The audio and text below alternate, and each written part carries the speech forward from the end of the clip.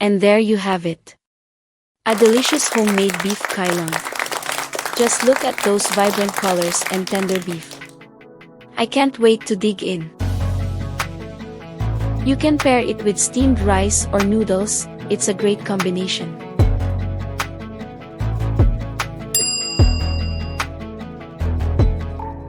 Thank you so much for watching until the end.